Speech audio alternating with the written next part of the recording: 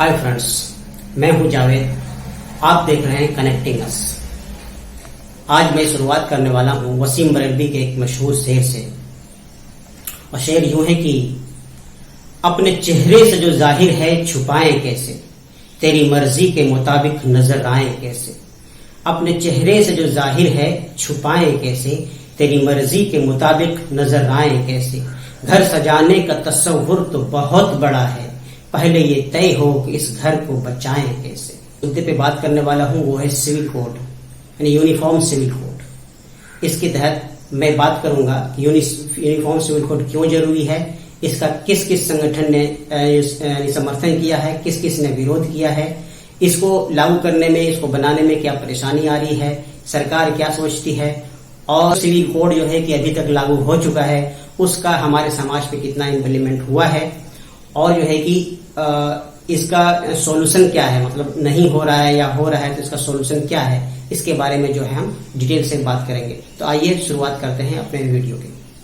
किसी भी देश में रहने वाले वहां का हर नागरिक चाहेगा कि सभी नागरिकों और देशवासियों के लिए एक कानून हो, यानी एक देश एक कानून। यही वजह है कि हमारे देश हिंदुस्तान में भी इसकी मांग बहुत लंबे समय से चली आ रही है, लेकिन हमारे देश में अभी तक ये संभव नहीं हो पाया है। और इसकी सबसे बड़ी वजह यह है कि हमारे देश में कई धर्मों के लोग रहते हैं, सभी धर्मों का अपना अपना कानून है, जैसे हिंदू लॉ, मुस्लिम law, Jain law, Sikh law, Parsi law. ये सारे कानून सबके अपने अपने धार्मिक किताबों पे आधारित हैं। जब हमारा देश आजाद हुआ और देश के कानून बनाने की बात हो रही थी, तो देश के पहले कानून मंत्री डॉक्टर भीमराव अंबेडकर ने पहली बार 1951 में यूनिफॉर्म सिविल कोड की बात की, तो इसका विरोध हुआ। और इसका विरोध सबसे पहले हिंदू महासभा ने किया। इसमें सरदार वल्लभ भाई पटेल और डॉक्टर राजेंद्र प्रसाद भी शामिल थे। लेकिन इसका विरोध क्यों हुआ ये समझते हैं। में दो तरह का लिविंग ऑफ थॉट्स हैं। नंबर 1 दया भागा, दूसरा है मिताक्षरा। दोनों ही लिविंग ऑफ थॉट्स में बाप की संपत्ति में सिर्फ बेटों का हक होता है, बेटियों का कोई हक नहीं होता है as per Hindu law. Doctor ने कहा ये तो हिंदू महिलाओं के साथ नाइंसाफी हुई, हम तो कानून में हिंदू महिलाओं को भी प्रॉपर्टी में हिस्सा देना चाहते हैं। फिर हिंदू महासभा ने महिला हिंदू मोर्चा बनाया और उन महिलाओं ने ये लिख कर दिया कि हमें अपने बाप के प्रॉपर्टी में हिस्सा नहीं चाहिए, इसलिए कि हमें इसकी इजाजत हमें हमारा धर्म नहीं देता है। अगर ये हुआ तो हमारे धर्म में हस्तक्षेप होगा। हिंदू लॉ के बहुत सारे कानून क्षेत्र के आधार पर अलग अलग हैं। साउथ इंडिया में अलग, नॉर्थ इंडिया में अलग। एग्जाम्पल के तौर पर समझते हैं। हिंदू धर्म में लड़का और लड़की के शादी के लिए बाप की तरफ से 7 गोत्रों और मां की तरफ से 5 गोत्रों से पहले रिश्तेदारी ना हो, यानी अपने चचेरा, ममेरा, फुफेरा, भाई बहन से शादी नहीं कर सकता है। लेकिन साउथ इंडिया के हिंदू अपने चचेरी, ममेरी, फुफेरी बहन से शादी कर सकता है। स्पेशली आंध्र प्रदेश, कर्नाटका, केरला और तमिलनाडु में हिंदू एक ही शादी कर सकता है। और तलाक यानी पति पत्नी अलग हो जाए, इसका कोई कॉन्सेप्ट धर्म में नहीं है। इसके अलावा रेवेन्यू कोड, संपत्ति बंटवारा, गोद लेने का कानून और प्रॉपर्टी दान के अपने अलग कानून हैं। आइए अब बात करते हैं मुस्लिम पर्सनल लॉ की। मुस्लिम धर्म में 4 तरह के लिविंग ऑफ थॉट्स हैं। नंबर 1 हनफी, शाफई, मालिकी और हम्बली। इस्लाम और इस्लाम के मानने वालों की नजर में ये परफेक्ट लॉ है, शरिया कानून भी कहते हैं। लेकिन कानून निर्माताओं की नजर में ये कंप्लीट नहीं माना गया और कुछ बातों पे ऐतराज जताया गया और संशोधन करना चाहा। जैसे शरिया कानून में बेटी को बाप की जायदाद में हिस्सा तो मिलता है, लेकिन बराबर क्यों नहीं मिलता। उसी तरह से शरिया कानून में चोरी की सजा हाथ काटना, रेप की सजा संसार करना और शरिया कानून में एक से ज्यादा शादी करने की इजाजत सिर्फ मर्दों को ही क्यों है। इस तरह से शादी, तलाक, विरासत, वक्फ के अलग अलग कानून मुस्लिम पर्सनल लॉ में है। ईसाई धर्म, जैन धर्म, पारसी धर्म के अलग अलग लॉ बने हुए हैं। इन सब के बावजूद भारत सरकार टाइम टाइम पे रिफॉर्म करता रहा है और कुछ कुप्रथाओं को हटाने के लिए यूनिफॉर्म सिविल कोड बनाता रहा है, जैसे दहेज प्रथा, सती प्रथा, Hindu marriage act, uniform criminal code, special marriage act. 2005 में डॉक्टर मनमोहन सिंह की सरकार ने हिंदू बेटियों को भी बाप के जायदाद में हिस्सा दिलवाया। हाल ही में सरकार ने 3 तलाक को खत्म किया, वगैरह वगैरह। जानते हैं कि सरकार और uniform civil code including me क्यों चाहते हैं कि यूनिफॉर्म सिविल कोड लागू हो, इससे बनने से क्या क्या फायदे हैं, आइए समझते हैं।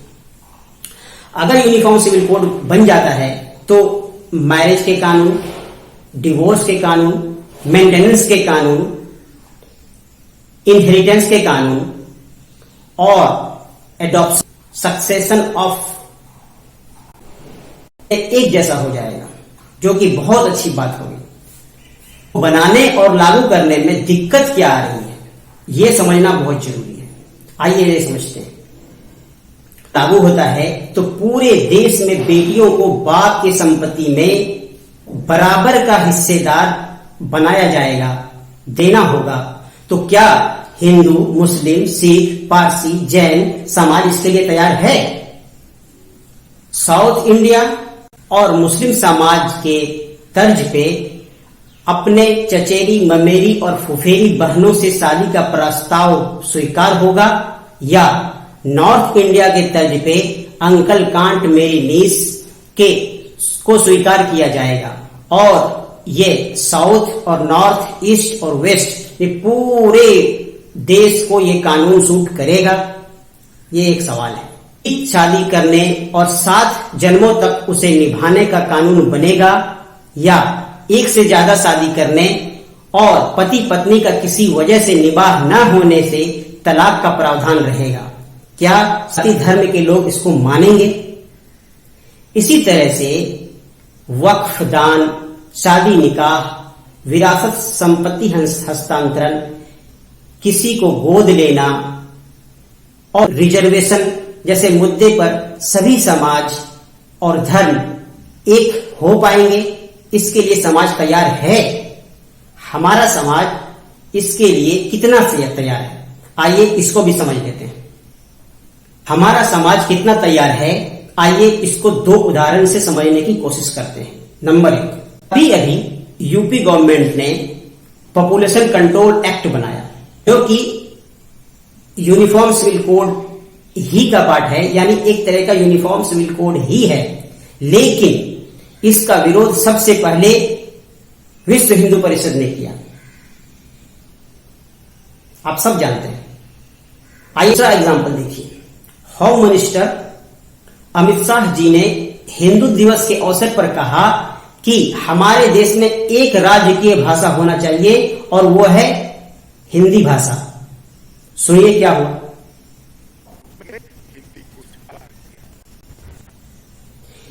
इसके लिए साउथ इंडिया के नेता और पब्लिक इस बात पे भड़क गए, शाम तक अमित शाह जी को अपना बयान वापस लेना पड़ा। पहली बात यह है कि जो समाज एक राष्ट्र, एक भाषा और एक पॉपुलेशन कंट्रोल बिल पर राजी नहीं है, तो क्या वो एक देश, एक संविधान, यूनिफॉर्म सिविल कोड पे राजी होगा? आइए अब बात कर लेते हैं उन कानूनों का जो ऑलरेडी यूनिफॉर्म सिविल कोड है, जैसे डॉरी एक्ट। हम सब जानते हैं कि हिंदुस्तान में दहेज प्रथा किस तरह से लोगों के जड़ों में रच और बस गया है। इसके एक्ट बनाने के बाद भी इस प्रथा के कितने खिलाफ हैं हम लोग।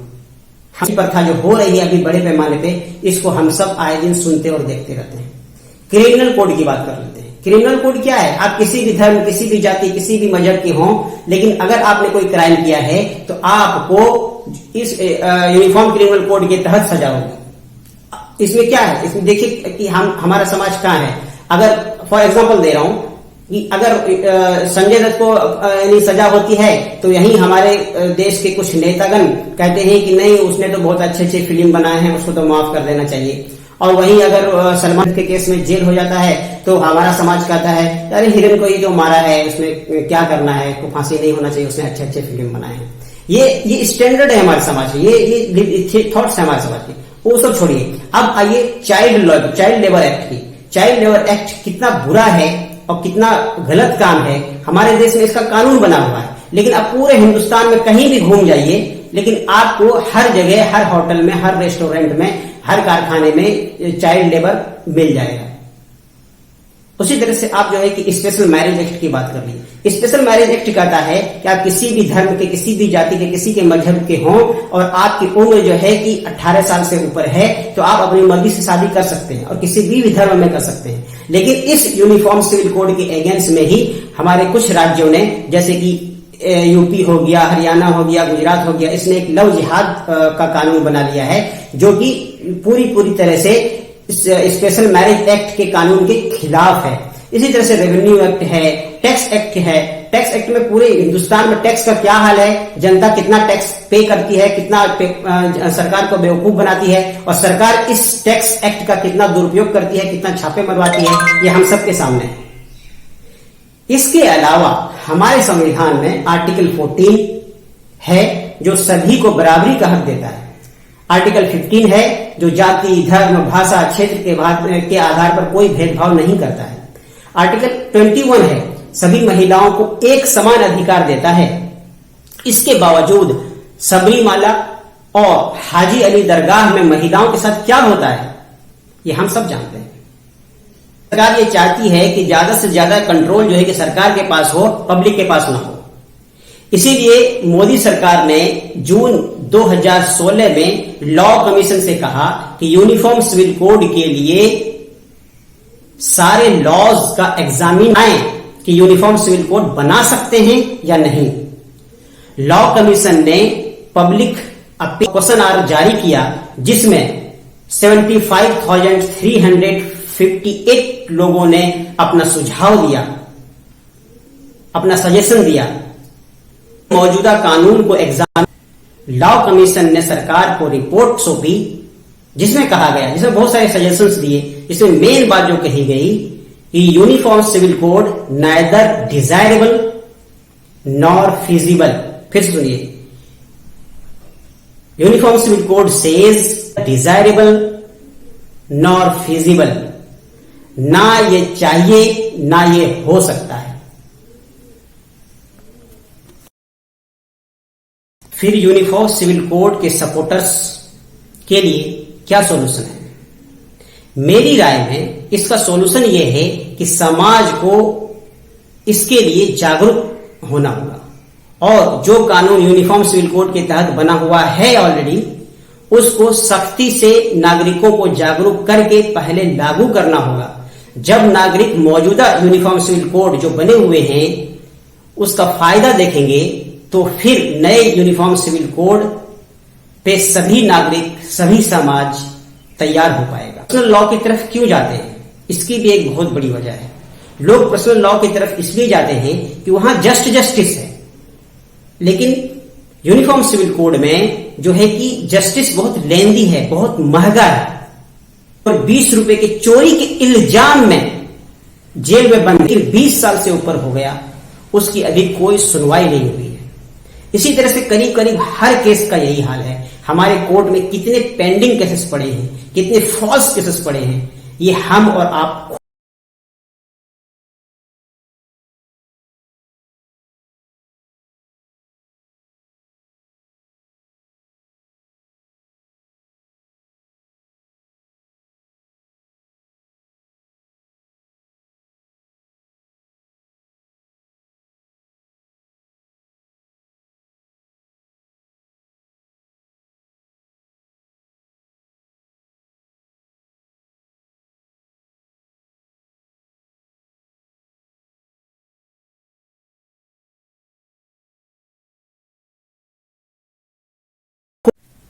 वसीम बरेलवी साहब का एक शेर है कि हम बताएं तो बताने की जरूरत क्या है, हम बताएं तो बताने की जरूरत क्या है, किसको मालूम नहीं है कि आपकी नीयत क्या है।